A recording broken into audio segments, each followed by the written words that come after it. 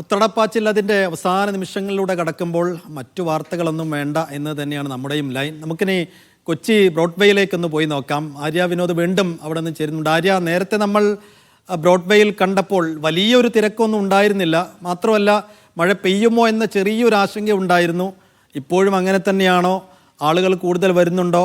ഇനിയിപ്പോൾ ഈ പകൽ മാറിയാലും ബ്രോഡ്വേയിൽ തിരക്ക് അങ്ങനെ തന്നെ നിൽക്കുന്നൊരവസ്ഥയാണോ ഉണ്ടാവുക?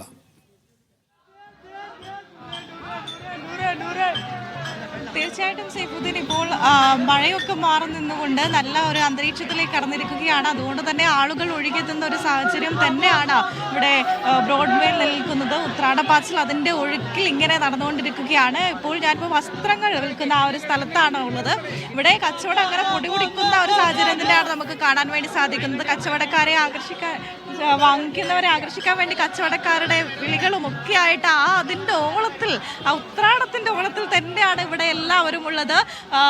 മഴയൊക്കെ ഉണ്ടായിരുന്നു രാവിലെയൊക്കെ, അപ്പോൾ അതിൻ്റെ ഒക്കെ ആ ഒരു നിമിഷങ്ങളൊക്കെ കടന്നു.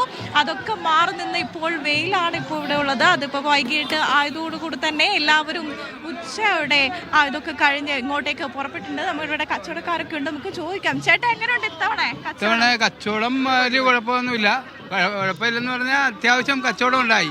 പിന്നെ മഴ ഇടയ്ക്കിടയ്ക്ക് പെയ്യുന്നത് വലിയൊരു ശല്യമായ പോലെ തോന്നുന്നു. എന്നാലും കുഴപ്പമില്ല, ആൾക്കാരെല്ലാം ഹാപ്പിയാണ്. ഈ ഓണത്തിന് ഭയങ്കര അടിച്ചുപൊളിയാണ്. ഞാൻ വളരെ ഹാപ്പിയാണ്. കുഴപ്പമില്ല ബിസിനസ്. നമുക്കും അത് തന്നെയാണ് വേണ്ടത്. എല്ലാവരും ഹാപ്പിയാണ്, ഹാപ്പി മൂഡിലാണ് എല്ലാവരും ഉള്ളത്. ഇത്തവണത്തെ ഓണം ഉഷാറാക്കാൻ തന്നെയാണ് എല്ലാവരുടെയും തീരുമാനം. അതുപോലെ തന്നെ തിരക്ക് നമുക്ക് ഇവിടെ അനുഭവപ്പെടുന്നുണ്ട്. ചേട്ടാ, എങ്ങനെയുണ്ട് ഇത്തവണ ഓണം? അടിപൊളിയാണ്. വസ്ത്രങ്ങളൊക്കെ വാങ്ങിച്ചോ? എടുത്തോണ്ടിരിക്കുന്നു. എങ്ങനെയായി സദ്യയുടെ ഒരുക്കൊക്കെ വീട്ടില്? ചെറുതായിട്ട് നടന്നുകൊണ്ടിരിക്കുകയാണ്. ഉഷാറല്ലേ?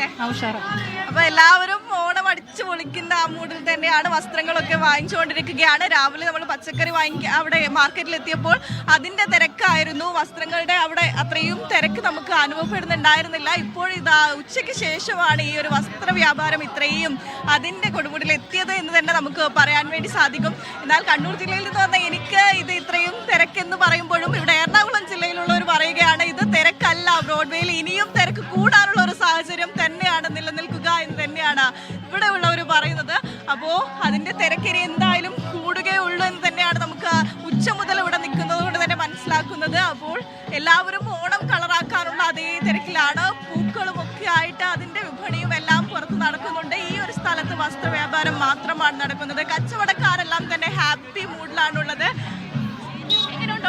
അടിപൊളിയാണ്. വസ്ത്രങ്ങളൊക്കെ വാങ്ങിച്ചു. അപ്പൊ എല്ലാവരും ആ ഒരു ഹാപ്പി മൂഡിലാണ്. അടിപൊളിയാണ്. ഓണം അടിച്ചു പൊളിച്ച് അതിന്റെ ഏറ്റവും അവസാന നിമിഷങ്ങളിലാണ് നമ്മൾ ഇപ്പോഴും ഉള്ളത്. എങ്ങനെയുണ്ട് ചേച്ചി ഓണം? അടിപൊളിയാണ്. എല്ലാം വാങ്ങിച്ചോ? സാധനങ്ങളാണ് ഇത്തവണ. എങ്ങനെയുണ്ട് വിലയൊക്കെ? സാധനങ്ങൾക്ക് കൂടുതലാണല്ലേ? അപ്പൊ എല്ലാവരും ഓണം കളറാക്കാൻ വേണ്ടി സാധനങ്ങളൊക്കെ വാങ്ങിച്ചുകൊണ്ടിരിക്കുകയാണ്. അതിന്റെ തിരക്കിലാണുള്ളത്. ഇവിടുന്ന് നമുക്ക് തന്നെ നീങ്ങാൻ വേണ്ടി അത്രയും ബുദ്ധിമുട്ടുണ്ട്. അപ്പോൾ കുഞ്ഞു കുട്ടികളും എല്ലാവരും ആയിട്ട് സാധനങ്ങളൊക്കെ വാങ്ങിച്ച് ഓണം കളറാക്കാൻ വേണ്ടി തീരുമാനിച്ച് തന്നെയാണ് എല്ലാവരും വന്നിരിക്കുന്നത്. കഴിഞ്ഞ തവണ നമുക്കറിയാം അത്രയും ഓണം അത്ര കളർഫുൾ ആയിരുന്നില്ല.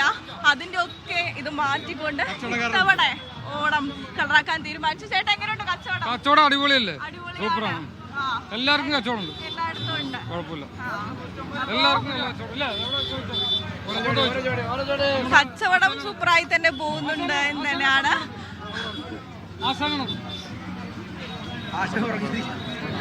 അപ്പോ